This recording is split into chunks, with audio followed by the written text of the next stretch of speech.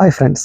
അപ്പോൾ കുറേ നാളുകൾക്ക് ശേഷം ഇപ്പം നമ്മൾ കുറേ നാളുകളായിട്ട് യു കെയിൽ നിന്ന് കേൾക്കുന്ന എല്ലാം നെഗറ്റീവ് ന്യൂസുകളാണ്.